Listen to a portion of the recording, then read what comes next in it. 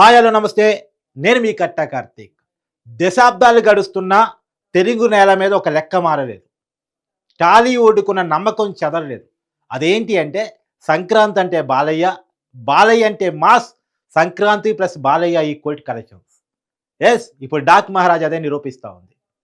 నిజానికి బాలకృష్ణ ఈ cinema hit ద్వారా హ్యాట్రిక్ కొట్టారు. 'అఖండ' చాలా పెద్ద హిట్ అయింది. దాని తర్వాత వచ్చినటువంటి 'భగవత్ కేసరి' హిట్ అయింది. ఇప్పుడు 'డాక్ మహారాజ్' కూడా హిట్ అయిపోయింది. కాబట్టి బాలకృష్ణ హ్యాట్రిక్ కొట్టారు. ఈ మధ్య కాలంలో బాలకృష్ణకి గోల్డెన్ పీరియడ్ నడుస్తుంది అనేటువంటి చర్చ కూడా నడుస్తుంది. ఎందుకంటే ఓటీటీలో 'ఆహాలో' బాలకృష్ణ ఒక టాక్ షో నిర్వహిస్తూ ఉన్నారు. ఈ టాక్ షో స్టార్ట్ చేసే ముందు జనాలంతా అనుకున్నారు, బాలకృష్ణ ఏంది టాక్ షో చేయటం ఏంటి?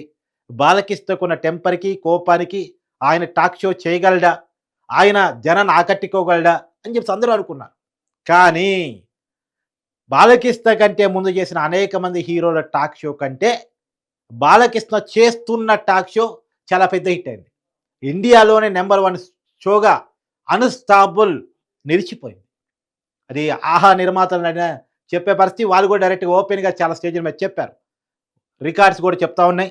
లెక్కలు కూడా చెప్తా ఉన్నాయి. రేటింగ్స్ కూడా చెప్తా ఉన్నాయి. కాబట్టి బాలకృష్ణ గోల్డెన్ పీరియడ్ అని చెప్పాలి.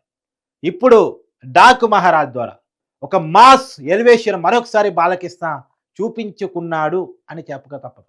నిజానికి ఈ సినిమా మొత్తం కూడా బాలయ్య కేంద్రంగానే నడుస్తూ ఉంటుంది. సహజంగా మన తెలుగు సినిమాలన్నీ హీరో కేంద్రంగానే నడుస్తూ ఉంటే, బాలయ్య సినిమాలు సహజంగానే హీరో కేంద్రంగా నడుస్తూ ఉంటాయి.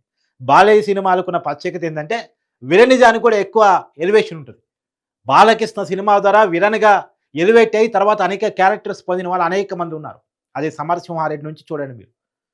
అంటే ఈ సినిమా చూసినప్పుడు కూడా మీకు 'సమరసింహారెడ్డి' సినిమా గుర్తొస్తది. అది కూడా సంక్రాంతికి ఒక టైంలో పెద్ద బిగ్గెస్ట్ హిట్టు. 'సమరసింహారెడ్డి' గాని, 'నరసింహానాయుడు' గాని ఇయన్నీ గూడా.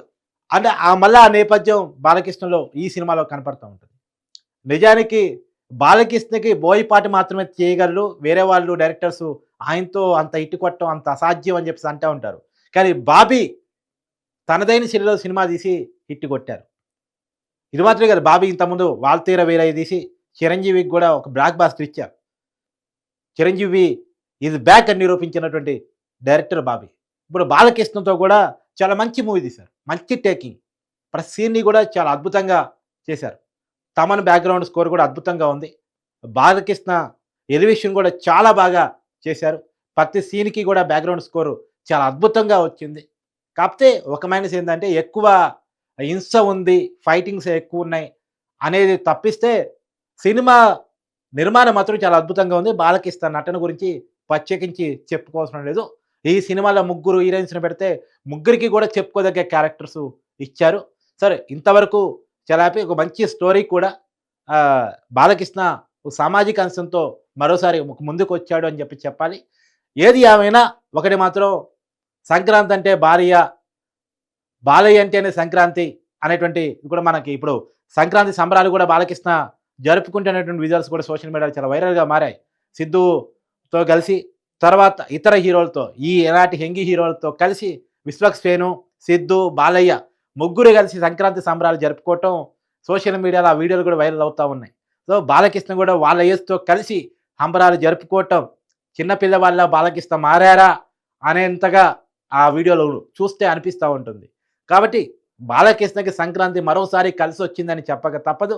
సో ఖచ్చితంగా ఈ సంక్రాంతి ఎంజాయ్ చేద్దాం అనుకున్న వాళ్ళు కోడి పందాలతో మాత్రమే ఎంజాయ్ కాదు, నాటుకోడి మాంసంతో మాత్రమే ఎంజాయ్ కాదు, మటన్ సూప్‌తో మాత్రమే ఎంజాయ్ కాదు, బాలకృష్ణ సినిమాతో కూడా వండర్‌ఫుల్ ఎంజాయ్‌ని ఈ సంక్రాంతికి ప్రతి ఒక్కళ్ళు ఆస్వాదించవచ్చు అని ఖచ్చితంగా ఈ సినిమా చెప్పకనే చెప్పింది. 'డాక్ మహారాజు'గా బాలకృష్ణ నటనైతే వండర్‌ఫుల్‌గా సాగింది. ఈ సంక్రాంతికి ఒక బిగ్గెస్ట్ హిట్‌గా, ఎందుకంటే సంక్రాంతికి 3 సినిమాలు రిలీజ్ అయినాయి. 'గేమ్ చేంజర్' గాని, లేదా 'డాక్ మహారాజ్' గాని, ఇప్పుడు 'వెంకటేష్' సినిమా కూడా రిలీజ్ సిద్ధమవుతున్నటువంటి సమయంలో 'వెంకటేష్' సినిమా కూడా హిట్ అవుతుందా అనేటువంటిది చూడాల్సిందే. 'గేమ్ చేంజర్' కూడా ఒక మిక్స్డ్ టాక్‌ని సంపాదించింది. అయితే అనుకున్నంత విజయాన్ని ఆ 'గేమ్ చేంజర్' నమోదు చేయకపోయినా కలెక్షన్స్ రూపంలో మాత్రం మంచి కలెక్షన్సే ఆ సినిమా నమోదు చేస్తా ఉంది. సంక్రాంతికి టాలీవుడ్‌కి మంచి రోజులు వచ్చాయి అనే రకంగానే ఉంది. ఎందుకంటే 2024లో టాలీవుడ్ అనేక కష్ట నష్టాలను ఎదుర్కొంది, అనేక వివాదాలను ఎదుర్కొంది. 2025 ఎలా ఉంటది అంటే, 2025 మొదటి పండుగ అయినటువంటి సంక్రాంతి చాలా అద్భుతంగా టాలీవుడ్ ఎంజాయ్ చేస్తుంది 'డాక్ మహారాజ్' విజయంతో ఈవెన్ దో వెంకటేష్ సినిమా కూడా మంచి హిట్ సాధించబోతుందా, ఫ్యామిలీ ఆడియన్స్ని ఆకట్టుకోబోతుందా, వెంకటేష్ ఇస్ బ్యాక్ అని మరోసారి చూపించబోతుందా, చూడాల్సినటువంటి పరిస్థితి మనకు కనపడతా ఉంది. డాక్ మహారాజు రూపంలో బాలకృష్ణకైతే చాలా వండర్ఫుల్ ఆపర్చునిటీ ఈ సంక్రాంతికి వచ్చింది. బాలయ్యలో కూడా ఆనందం కనపడతా ఉంది.